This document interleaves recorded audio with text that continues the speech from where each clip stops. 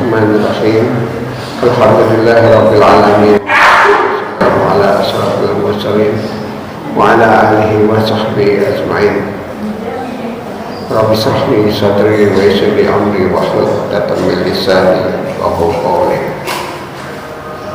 Bapak-bapak, ibu-ibu jamaah masjid muslimin yang dirahmati Allah,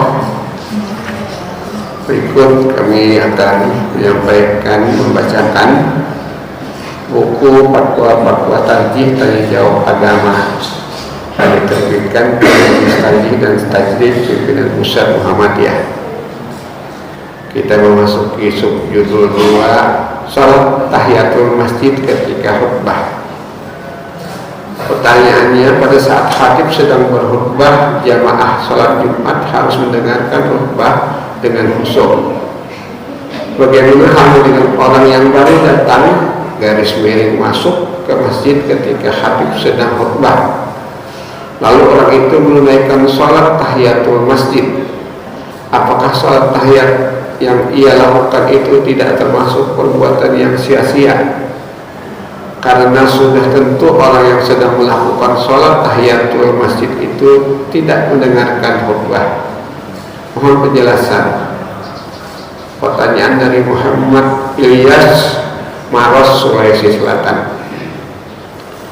Jawabannya, mendengarkan khutbah dengan khusyuk itu diperintahkan oleh syara, sebagaimana tersebut dalam hadis Nabi SAW berikut ini, yang artinya dari Abu Hurairah yang berkata, sesungguhnya Rasulullah SAW bersabda, apabila engkau berkata kepada sahabat-sahabatku diam pada hari Jumat, padahal imam antar kurung khatib sedang berkhutbah, maka sesungguhnya engkau telah berbuat sia-sia. Hadis riwayat Al-Bukhari dan Muslim dari Abu Hurairah.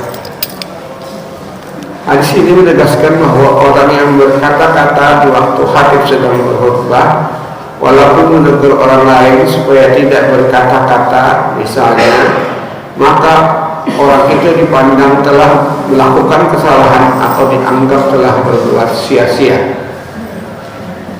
Hadis tersebut juga dikuatkan lagi oleh hadis lain yang diriwayatkan oleh Imam Ahmad dari Ibnu Abbas, yang artinya, dari Ibnu Abbas ia berkata, Rasulullah SAW bersabda, barang siapa berkata-kata pada hari Jumat padahal imam antar kurung khatib sedang berkhutbah, maka ia seperti keledai yang memikul kitab-kitab dan orang yang kepadanya diam, tidak ada baginya Jumat.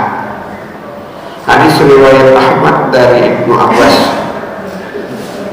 Kedua hadis di atas merupakan turunan Rasulullah SAW yang menjelaskan bahwa ketika sedang berkhutbah hendaknya makmum itu didengarkan dengan khusyuk, tidak boleh mengganggu makmum lain.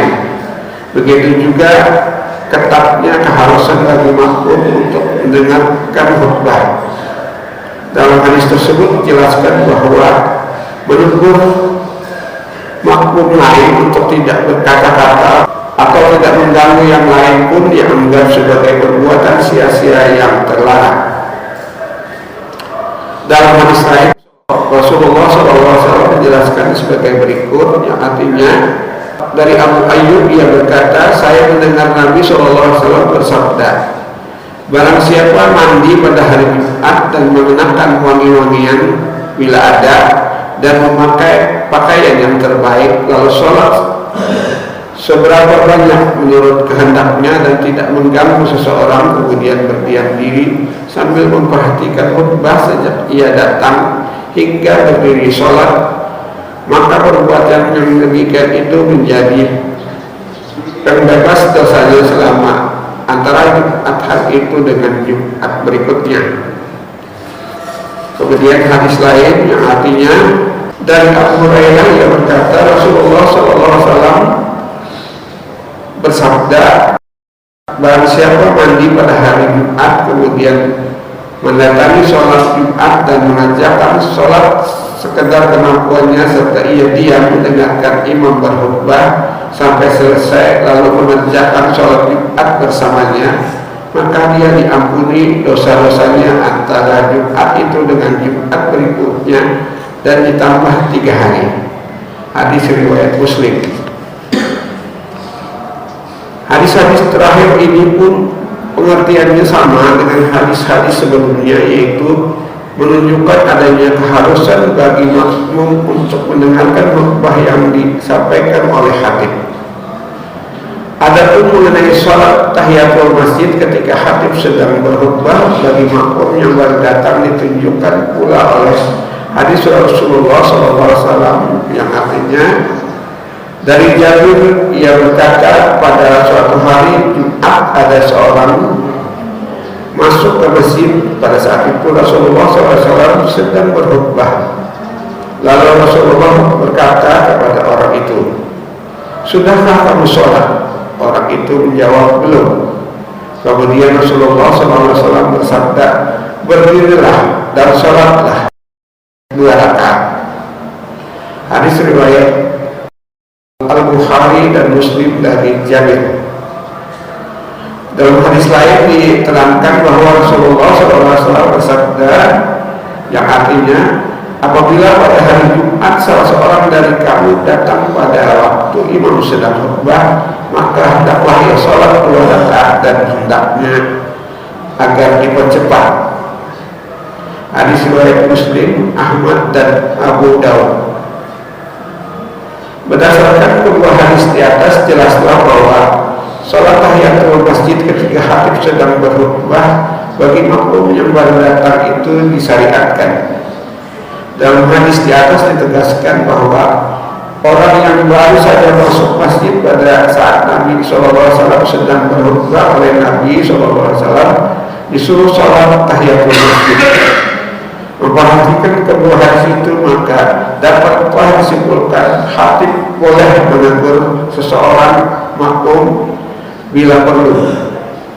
Orang yang ditegur boleh menjawab sekadar perlu.